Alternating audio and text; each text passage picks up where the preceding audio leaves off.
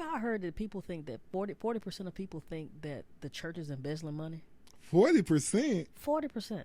What is the money, LaShondra? I don't know, but we need to find out.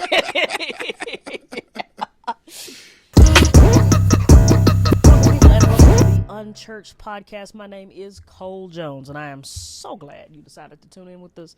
I'm joined here by my immaculate, my uncomparable, hype me up, incomparable hype me up. co-host, Mr. Antonio James Andrews. How are you, good sir? I am cold.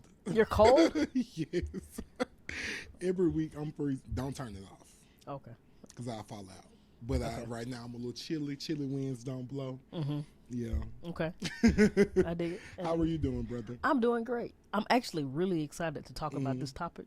It's probably the most excited I've been about a topic in a really long time. Okay.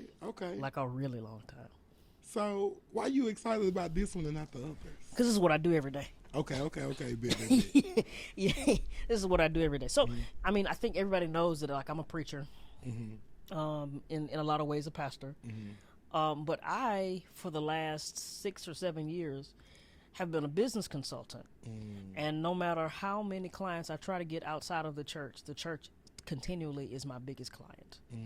And so there are a number of black churches that I go in and I help figure out how in the heck are we going to get this out the mud. And I, you know, the Bible says this. It says where your treasure is, there your heart is also. And so one of the key ways, I don't know if y'all are ever, like, if you're looking for a way to evaluate where your heart is, if it's really with the Lord, open your bank app and just look at what you're spending money on. And you'll find out what you're passionate about. Food. Some of us are passionate about food. I love food. I'm such a foodie. I'm thinking about, so if you know me, you know, like, I plan my meals. You sound like my daddy. Days out, because sometimes, like, okay, for example, every Sunday, I'm always craving Chick-fil-A.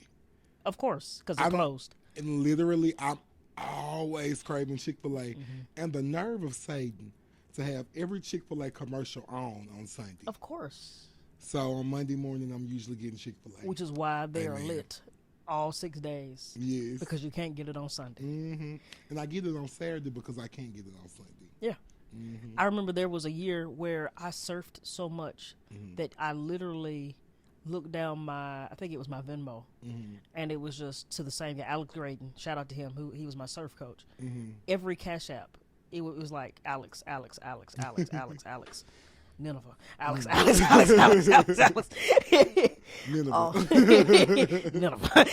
Because I was going to pay my tithes, but my heart was definitely on the water.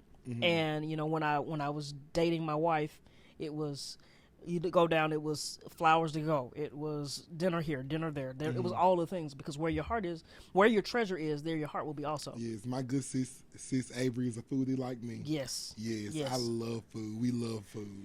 And so one of the first places that I end up helping churches before we can get to culture, before we can get to why are we not growing, why does the music not sound good, how do we fix the sound, how do we fix the video, is often every black church that I walk into, with maybe the exception of one, is QuickBooks, the bookkeeping software is mad out of balance. You walk in the office, nobody knows how much we're spending on stuff, or we're manually writing stuff out. We don't know who's giving what. We don't know who's stopped giving. We don't know how much we spent at Sam's last month. Oh, well, I can pull the bank statement. We don't know where our money is going. And I think that kind of segues us into this clip. And we're going to insert the clip here. $11 billion a year. Say that again. The black church raises $11 billion in tithes and offering a year. If you put all of those black churches together, they wouldn't make a Fortune 100 company. The smallest Fortune 100 company has revenues of $44 billion. That's Qualcomm. The largest Fortune 100 company is Walmart. It has revenues of $611 billion, which means that all of these black churches and all of these black preachers and all of these denominations don't make a single strong American corporation. So the challenge of African American people together, as you've heard me say, the challenge is not necessarily political, it's internal unity and our ability to work together toward a meaningful outcome. So you're absolutely right. If the church isn't involved in economic impact, economic engagement, that it actually will cease to exist in the near future. But basically, they were talking about how if you take every black church in the whole United States and you put all their money and their resources together, it doesn't. They were talking revenue, because we're going to talk about some of the comments that were under that video. Yeah. They were talking revenue. They weren't talking about profit. So we're not even talking about mismanagement of funds. We're not even talking about grandstanding, making the preacher rich, or any of that stuff. Just what comes in. And when we talk about revenue, that's tithe and offering, that's investments, that's funding. We don't even make up a Fortune 100 company. That means we don't have any influence. Yeah. We don't have any power. And I want to talk, before we even start dissecting that, why is that? Yes. So I think it is a lot of different reasons that have contributed to that. I want to discuss one of the comments that we have. Okay. I'm going to read it. So it says, the Mormon Church, with its 33,000 congregations worldwide and assets worth billions, stands in contrast to the financial struggles of many black churches. The Mormon Church has built a financial empire through investments, real estate, and tithing, while we black churches are seen battling to sustain ourselves. If we stop mismanaging funds and exploiting our congregations and quit focusing more on the pastor's prosperity than the community's well-being. They did not properly use punctuation, so that feels weird to my brain, so just give me 1 second to adjust. I'm getting sick of some black churches and preachers pimping the ministry. The church is more concerned about lavish lifestyles of the rich and famous, not salvation, deliverance, and souls. So I think, honestly, a lot of the comments that I read in the comments were all based around this. I think there is an idea that the black church mismanages funds. It is here to make the pastor rich. Their focuses are in the wrong place. But in my personal opinion, and based on this and the example that she used, I think it is unfair to the black church to compare us to the white church, because when you think about the black American experience, I was going to say, wait, let me reword that. The black experience in America. I was going to say the black American experience in America, but that kind of like redundant. Yeah.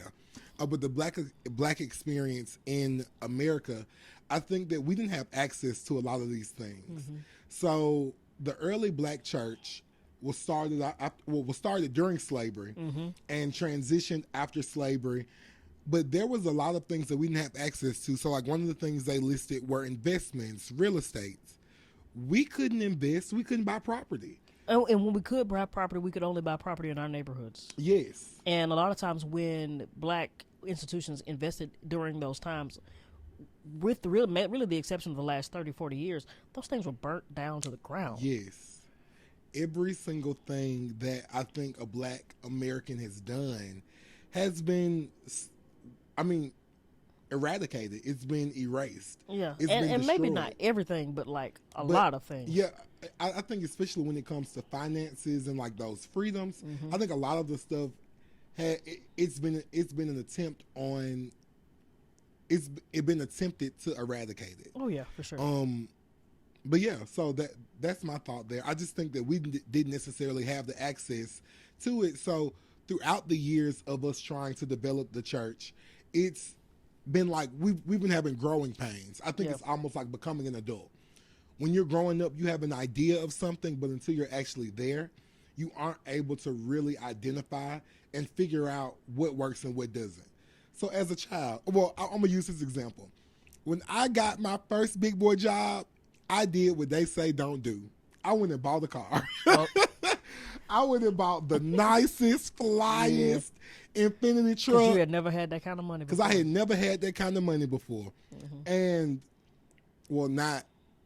I have never had that kind of money. I mean, you personally, in your bank account, But I mean, I was getting, that's my old salary, so I'm gonna share it, probably like $1,400 every 2 weeks. I'm like, oh, I can afford a $600 car note. I can do this. And it was $641. But as I grew, now the only reason I don't have that car anymore, it was not repoed, so get away. But I got into a car accident.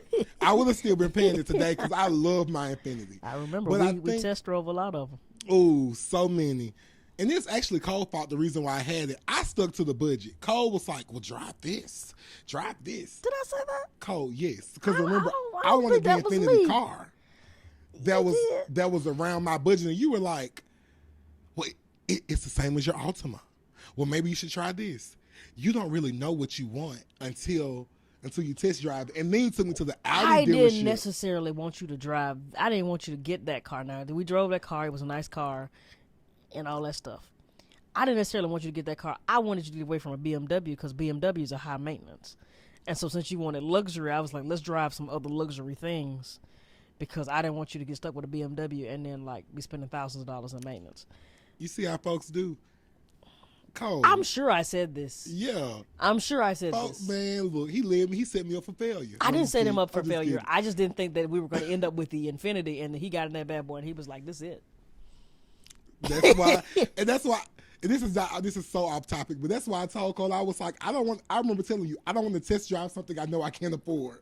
Because I remember you wanted me to test drive the Audi Q5, and I was like, Cole, let me get in the A4. Why did I want you to drive that? Because you were like, this bad boy holds the road. I feel like I wanted to drive it because I wanted my wife to get it. Because you were looking at that Porsche for Avery. I sure did.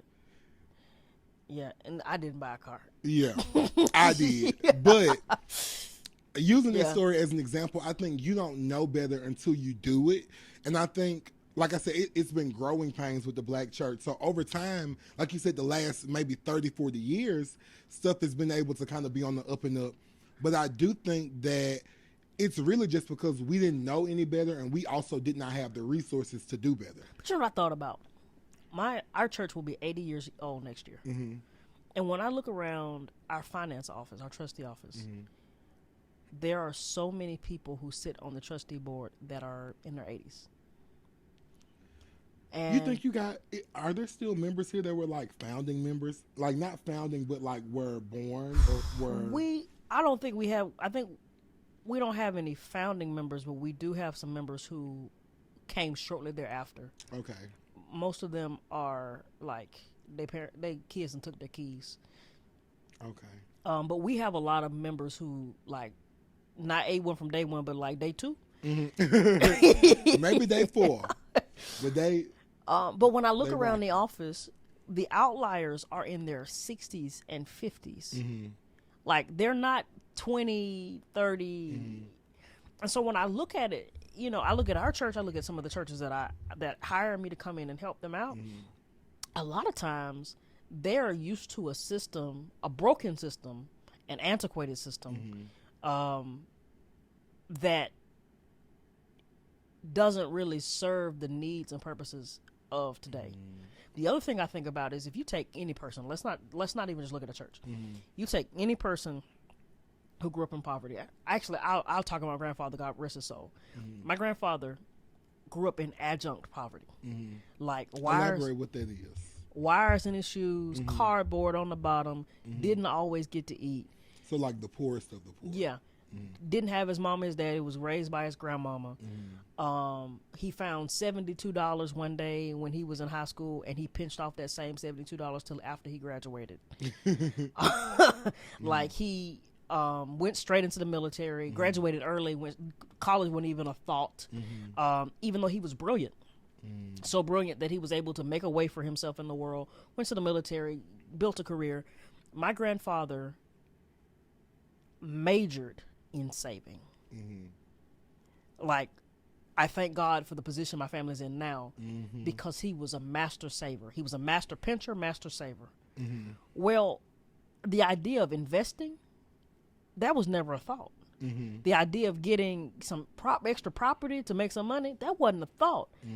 I got extra money, it's going in the bank account. It's going in this little bag to go under my mattress. And you get this generation of people who grew up in poverty because maybe I didn't not have my parents, but we're black in the South. Where are we gonna make a whole lot of money? And so instead of investing, the norm is if I get some money, I'm saving it. Well, if I save it and bank accounts are not making any money, we don't multiply. That comment that you just read, the Mormon church, all they do is invest. They have all kinds of their diversified investments. So the dollar is gonna flip way faster. Yeah. That's true. And like I said, just like not having the access to that. And I do want to touch on a little bit of that comment as well as the one under it. But it says the church is more concerned about lavish lifestyles of the rich and famous, not salvation, deliverance, and souls.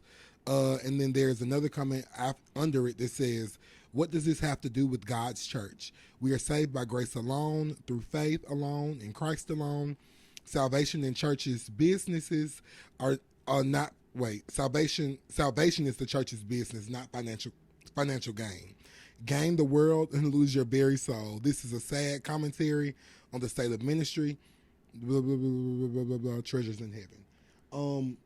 I don't think that's fair. I think that is, yes, the job of the church is to be worried about salvation. But the reality is you need money to survive. And so, like we talked about in, like, I think our first episode together, y'all got to realize how much it costs to run a church. Come on, somebody. So, while, yes, money should not be the main focus, it got to be in somebody's focus. But can I put some Bible on it? Yeah. Jesus had a treasurer. What poor person do you know that walks around with a treasurer? We often paint the picture, and I'm not trying to rewrite history, rewrite the Bible. We often paint the picture that Jesus was like poor. He had a treasurer. I mean, there was something to be counted, to be protected, to be cared for. Who was the treasurer? Judas.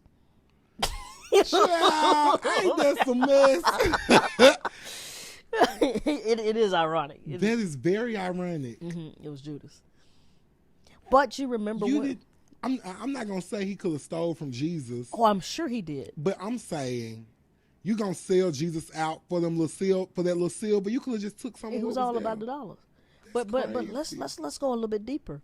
You know, when the woman showed up and prepared Jesus' body, you remember worshipped she brought the balm and worshipped him, and put all over his body with the perfume. You know, it was Judas that said, "Why are you putting that all on him? That's a year's salary." And then he had to fix it. He said, we could have donated that money to the poor. He wasn't concerned with the poor. He wanted that coin. He was the treasurer. He was responsible for the money. And I think that one of the perspectives we have to consider is that Jesus walked around with a treasurer. Even Jesus was financially, now he wasn't consumed with money. He wasn't in love with money. He was not driven by money, but he was definitely a steward of money, that he had somebody who was responsible for the purse. And so I think you cannot be mad at any of the churches because they're good stewards. Now, I think the black church, and we were just talking about before here, I think we're going to start releasing some videos on how churches, specifically black churches, but all churches, can be a little bit more responsible and survive in this I guess decade, year, century. But I think we just got to be more conscious. Like, read your Bible a little closer. I know we think that church should just exist on air alone, but if we exist on air alone, it ain't gonna be a building. There are gonna be no programs to benefit the poor that you want the people to take care of. There are not gonna be those fancy cameras that y'all love and those video walls that you like, and the spotlights, the mics. You ain't gonna have a piano, a keyboard, an organ, because them is high. Come on, I didn't realize how they were. Thousands. No organ, no drums, no bass guitar, no saxophone. No. It's not gonna be. You ain't gonna have a xylophone. Everybody gonna be on one of those little. Oh, the recorders. Not the recorders. Flutes. Oh, the kazoo. Not the kazoo. It's like a harmonica. We gonna all have harmonicas. and even that's gonna cost some money. Even that costs money. Like, my question is though, for the people that say the church should not be concerned about finances at all, where y'all want to meet at? Railroad Park? I mean, perhaps, but even that's not free. But even there, when Jesus begins to tell us in parables, when he talks about the parable of the talents, he literally says that the one who goes and buries the talent, who's a bad steward of what they have, he takes it back. And so it admonishes us that we should not be beholden to, given to, or in love with our resources, but we have to be good stewards of them, and which means if we're going to be a good steward of them, we got to be aware. Yes, we got to have something to steward. Yeah, and then also, a little bit in this, the church is concerned about the lavish lifestyles of the rich. Y'all, the pastors, I think, now, and I can't lie, I can identify with being like, where's my money going?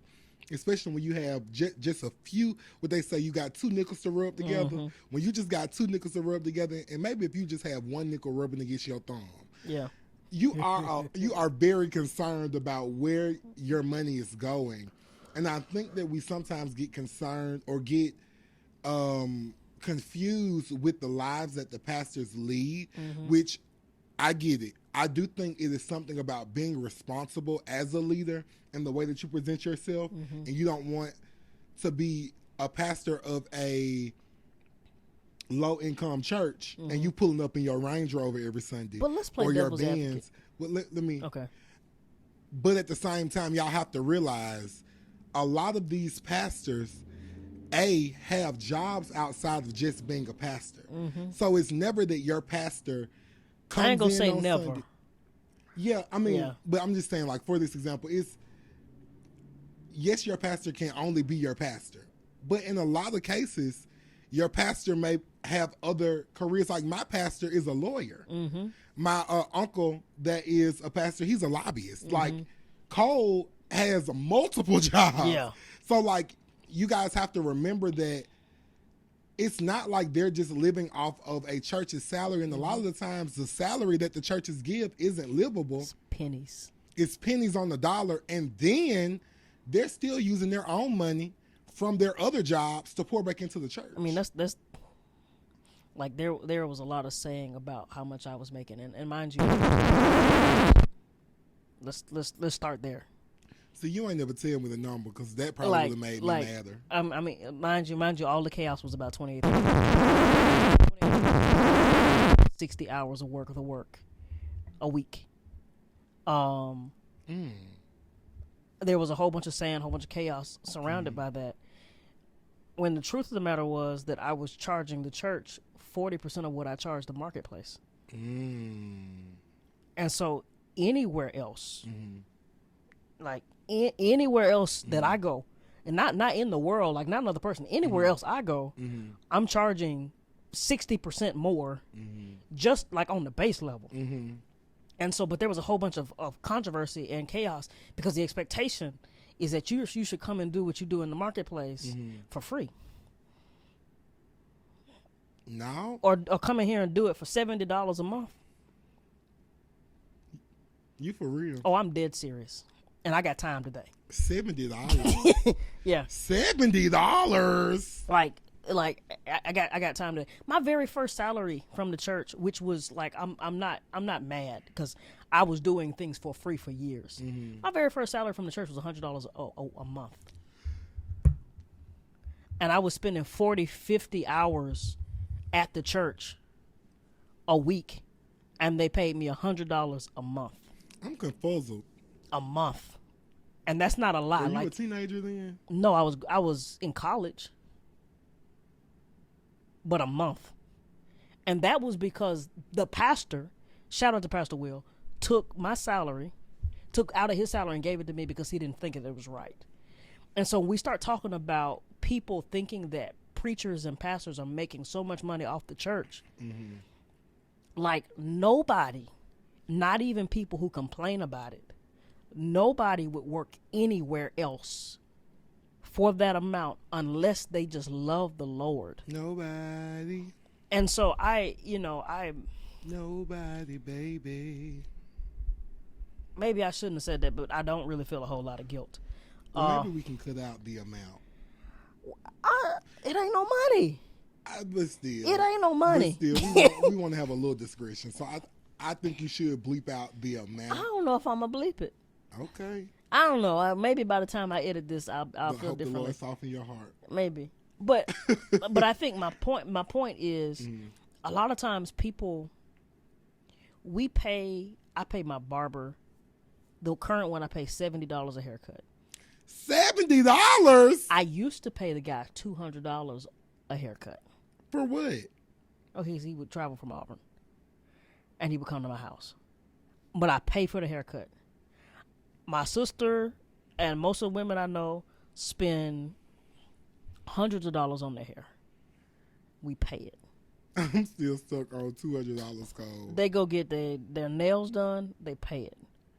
We go to Publix and get them expensive groceries. We pay it. Mm-hmm. Alabama Power calls, or they send their bill through the email or the mail. We pay it. Mm-hmm. The waterworks sends their bill. We pay it. Mm-hmm. But why is it that when people are tending to your soul, immediately we assume that they're trying to rip us off? I don't know. I think going back to, a point that I've made a few videos, I think that we may not see the value in what the church does. And I think it's because it's just expected for that to be done. I think in our heart of hearts, we feel like us getting our soul saved should be free. But I don't think people really fully realize what all it takes to do that. But what's crazy to me, and I might be venting and maybe I need to cool it.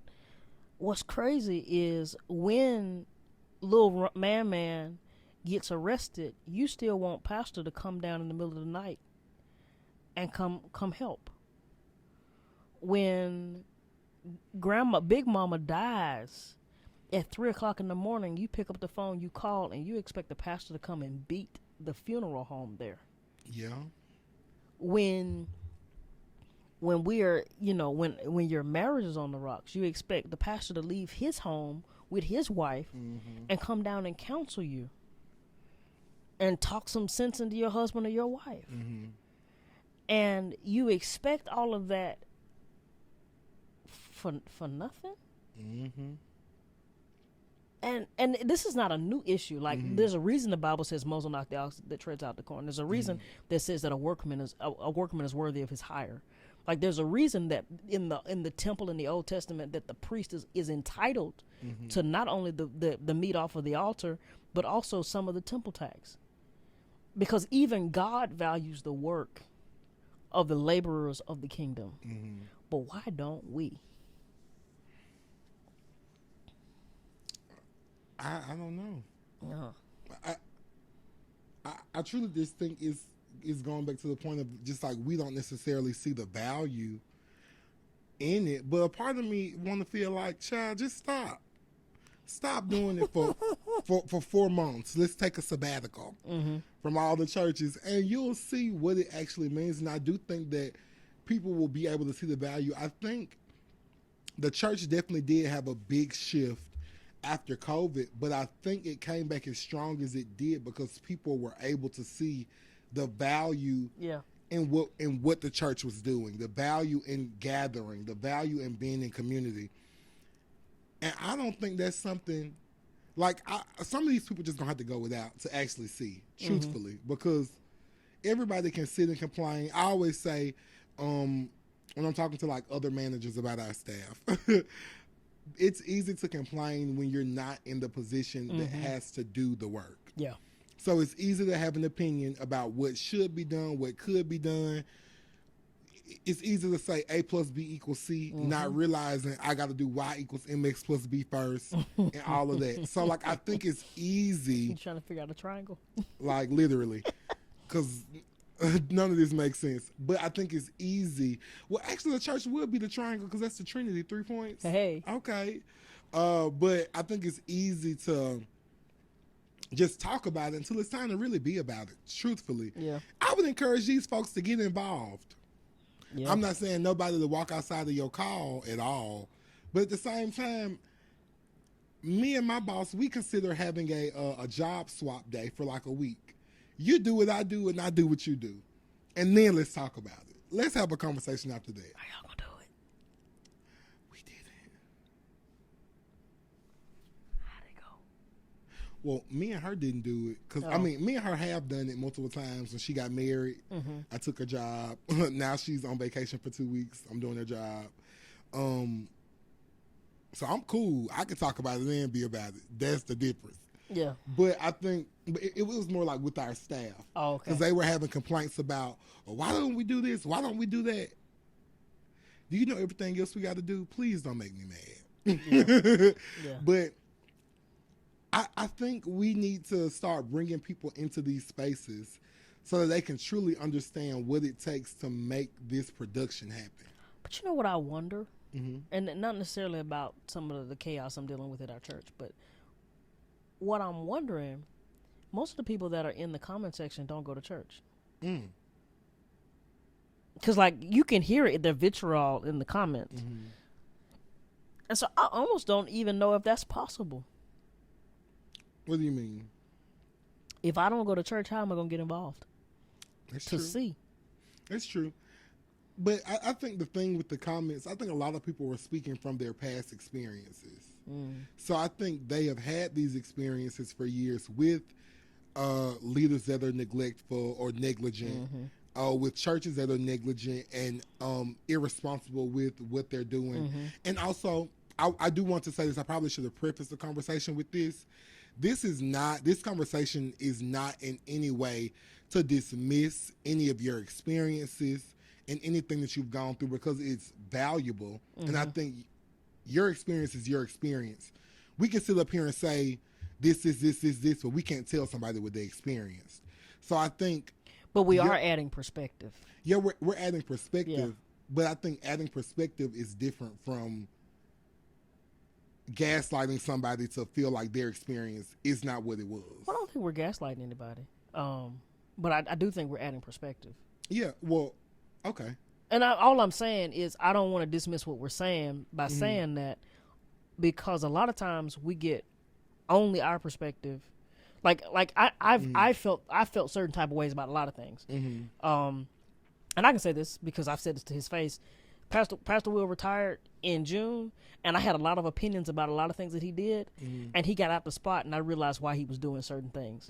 And so because I didn't have perspective, I had an opinion, and now that I have fresh perspective, I'm like, oh, that's why that's being done, and that's why that's like. And so I don't think that diminishes where I sat in that seat, but with a different angle, it definitely makes me be like, oh.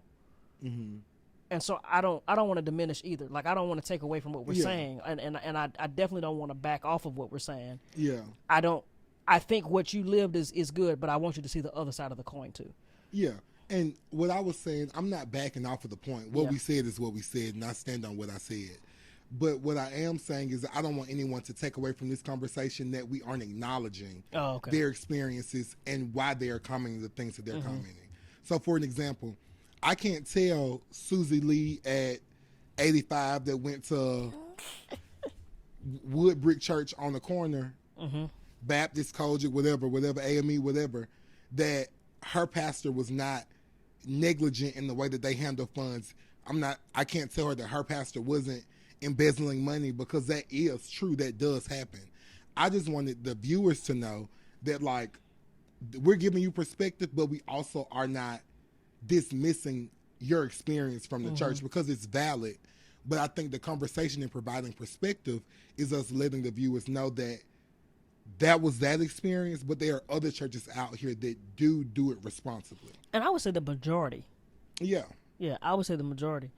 I think the other piece of my phone is just blowing up. Mine too.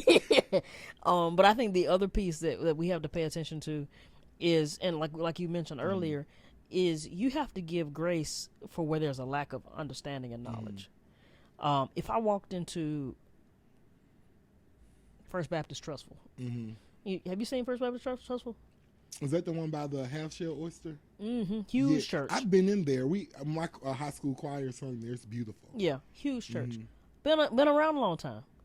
and did not have the battle or the didn't have the battle of, oh, it's 1950, 60, 70, can't buy property in Birmingham. Can't get along. No. It's trustful. Wow, we buying that. And this First Baptist Trustful, and Trustful is happy we're here. And we got a prime time lot. We got space and real estate. And I mean, they got prime time. Yeah, and we got room to grow. We got, all the things. I think about Church of the Highlands is their big campus on Grants Mill. Do you know, I only know this because I almost bought the land across the street. Do you know they had that land rezoned? So it wasn't even zoned to be a church or to be commercial. It was residential. Oh no! But because of the prime time lot, they were able to go in, wheel and deal, and get it rezoned and do all the things because this big church, which is one of the biggest churches in the country now, wants to put their headquarters right here. And I know in church growth world you don't call it headquarters, but that's headquarters. Like they want to put it right here, so we're gonna main move campus. Yeah, we're gonna move heaven and earth. Yeah. To put it right here, but even though that church came around in like the early 2000s, they had the leverage to come into, at the time, a predominantly white community with right there on the line of Mountain Brook and Vestavia on the back end, and say, hey, we want to be right here on this exit right here, and didn't have a problem. Black churches historically have not had that privilege. Yeah. And we've not had the forethought to say, hey, this is how we run our books. This is how we keep them clean. And not clean like we're stealing, like clean like it's intelligible. A plus B equals C. Yeah, it's intelligible. It's in balance. This is my profit and loss. These are my expense reports. We hadn't had that.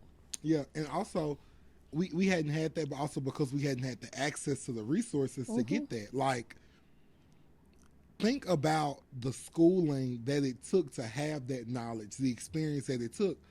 A lot of Black Americans started off in these base level jobs. They weren't able to get formal education, so they weren't able to move on and become and be an accountant. Like, I'm sure the Church of the Highlands had a team of a whole bunch of people, a whole bunch of formal education to be able to set up the infrastructure that they have. Going back to what I said earlier, we didn't have the access to that stuff. Or even, I'm sorry to cut you off, but even like we had the privilege of going to a school that was over the mountain, and even though by the time we got there it was very diverse, but that was that terminology. Yeah, it was very diverse. It was very diverse by the time AKA we got Black there. people were there. Black people, Asians, Indians, Goth people, like it was very diverse, especially while I was there, very diverse. Well, were you in the Finance Academy? Yes. I took accounting in the 11th grade. None of my peers that I went to church with were in accounting in 11th grade. That wasn't even on the. They wasn't even offered in predominantly Black schools in the 2010s. Well, late 20 single digits. I don't know how you say it. Yeah, I know. It wasn't even a thing. Yeah. But because I was in a school that was an over the mountain school, and in Birmingham, over the mountains is where rich white people live. It was an over the mountain school that had systems in place to educate and prepare their kids. Like, it was literally a feeder pattern to Alabama. I didn't go to Alabama, but Miss D was trying to get you to go be an accountant at Alabama. And so you took accounting with her because she was trying to set you up. So that she wanted all of us to be accountants, and I took accounting. I was like, I don't want to do this. I regret so bad. Oh, that's a whole other tangent. And look at me doing business consulting, having to start with the accounting. And I hate that. I'm like, can I help y'all grow? Like, everybody want to call me on some QuickBooks. But it was the access to where we were. And even now, most of your Black schools, they're not offering accounting. They're not offering basic finance, intro to personal finance in the 9th grade, and accounting, and like, you're not learning that. Yeah. I remember taking entrepreneurship. Yep. Because of that school. And so I say all of that to say this: when we start talking up through what do Black churches need to move, because I believe we got to give resources. What do Black churches need to move forward? Look in your congregation. Yes. I think about it. In 2022, we had 4 accountants that were members of the church, and none of them were on the trustee board. And when I think through that thing, I'm like, that doesn't make sense. I look at 2022, we had attorneys in the church. They weren't on the trustee board. And so, but because they had built a system of kind of, I want to say dysfunction. And if you're listening, please hear my heart and not my words. But they had built a system based off of a broken system. That when you had people who could help put a better system in place, we were so stuck on what we had always done that we didn't say, hey, I need help. It's true. But I want to say, I think we didn't say that we need help because you know that you needed help. Yeah. Going back to, I have the perfect example of this. Going to the University of Alabama, I graduated in the class of 2022. I was able to see the way that the university did their graduations. I myself, every episode. Yeah, I myself, because I'm gonna talk about where we got a whole bunch of money and why I'm in debt now. I believe that they have one of the best forms of graduation. It's very concise, straight to the point. I've gone to other schools that, and even other PWIs. Like I went to Auburn and Montgomery. I went to Troy's graduation, and their graduations were this long ceremony. But that's what graduations have always been. Yes, but I said all that to say, me having the experience of experiencing a really good, concise graduation, I now can see what does not make sense at the longer graduations. I think the thing, and the reason why the black church has not asked for help is because you don't know that what you're doing is wrong. Yeah, because this is what we've always done. If it's something that you've always done, like my first experience at another graduation was Tennessee State.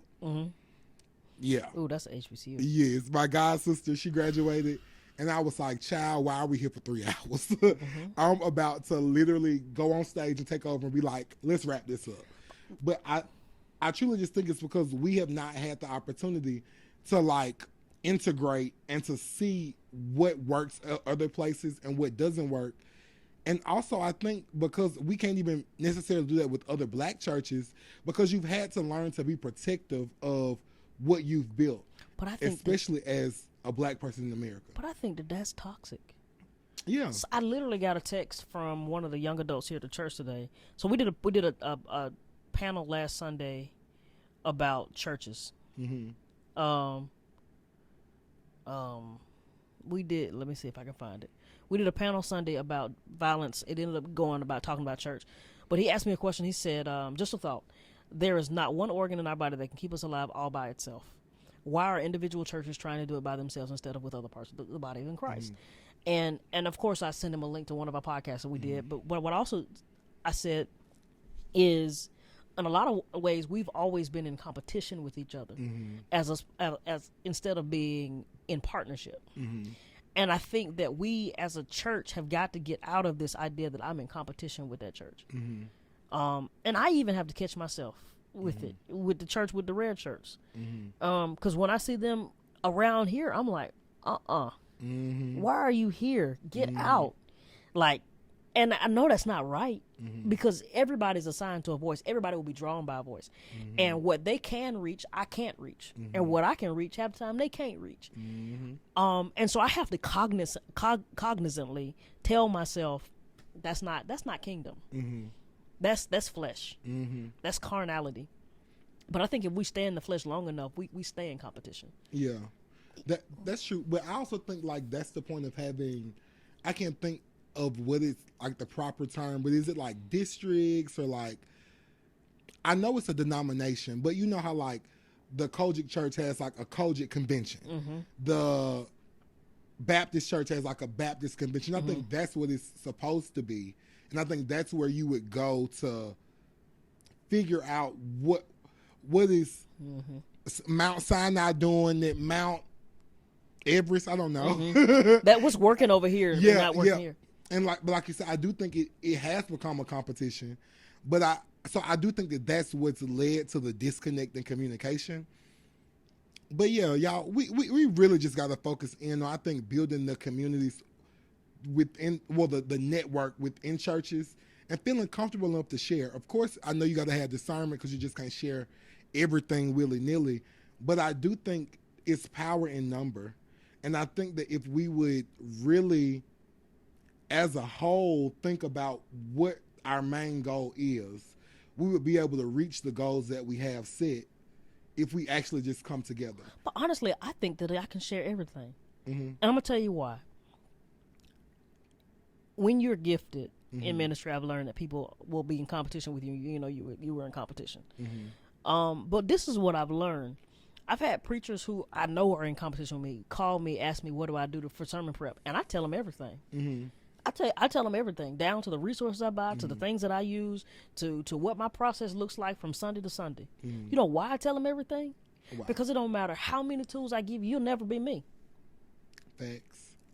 And so you can take whatever I have, if that works for you, take it. If that don't work for you, put it to the side. But you can take whatever you want, because your delivery, even if you studied every video of me, even if you copied a sermon that I delivered, you can't do it like I did it. Because God uniquely gifted me. And so I can give you everything I have. And so if I give you everything that I have, like, it's okay. I think the same thing goes. That's literally, I didn't purposely get into business consulting for churches, but that's literally when I go in a church. I look at what they have and I say, okay, this is what we're doing. This is what didn't work over here. This is what didn't work at this church. This is what I think y'all should do. Y'all got the same exact problem. And some people are like, well, I want my own custom thing. I'm like, you could do that, but why would you reinvent the wheel? Like, that's true. And so I think, especially in the kingdom, we're not talking about trade secrets for a business. Our product is the gospel. And if you change the gospel, we got a problem. And so if it's working, why? And I'm going to be quiet. I'm going to say this last thing. Y'all know I've been wrestling. And the Lord told me, put this name in my heart. I Googled the name of this church. And there's the opposite name came up. I reached out to this church. It turns out they have this awesome discipleship program that I had never heard of, because they wrote it, and they wrote it last year. I reached out. I sent an email to the senior pastor, the discipleship guy, and everybody. And they said, well, we don't know, but this guy, Matt Denton, he runs it. It took him 3 or 4 weeks. We got on a Zoom call last week, and he not only sent me the book, sent me the digital book on how they do it. Turns out guy is a mediocre golfer and surfer. Really? Real talk, in Mobile. And was like, next time you come down, let's go surfing, let's go play some golf. And he shared with me their entire process, how they came to it, the books that they read that helped them develop the discipleship plan. Because even if I implemented their program here, it's still not going to look like theirs. That's true. And if the goal is to build disciples, why? I mean, some churches do hide trade secrets, but why hide it? My wife's brother is over discipleship at that church we've been talking about.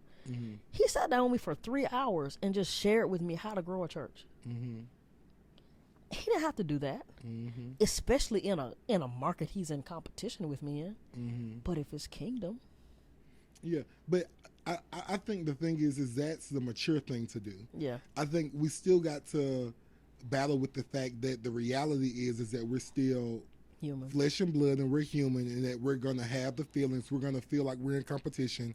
We're going to feel like we can't share. So I think that is a part of the issue. I think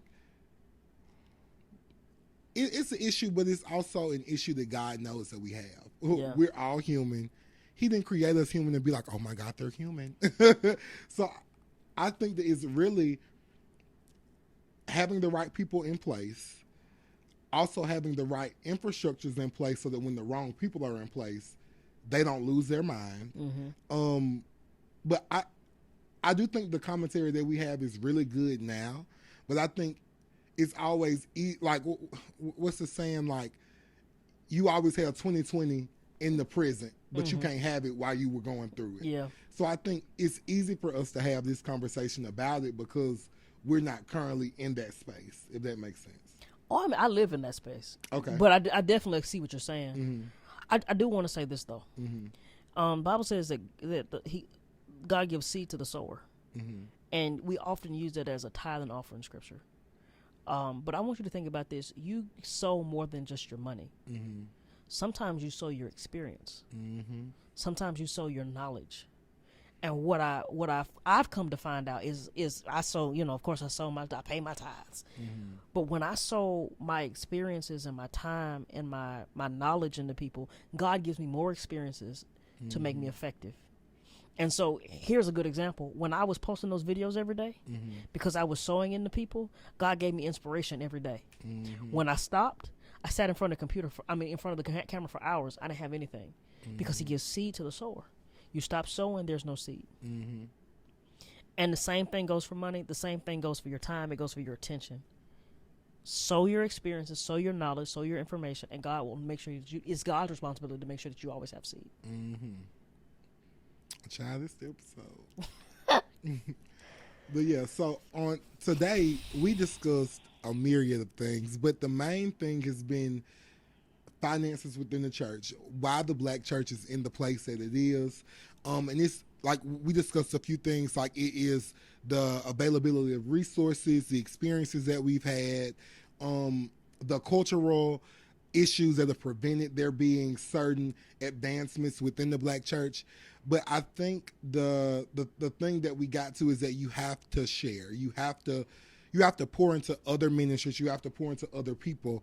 And like Cole just said, God gives seed to the sower.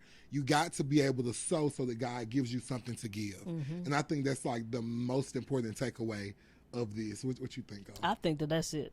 I think that's it. Yes. Well, listen, we don't want you. Well, no, we want you in the church. Absolutely want you in the church. We want you in the church. It don't got to be a big, small, medium, extra large, all of that. But we want you in the church. It don't got to be the church that hurt you, but it needs to be a church. And there's a community for you no matter what you've gone through. God loves you. We love you. And we want you to grow within Christ. Right. I want you to be a disciple. Yes. See y'all next week. Bye-bye.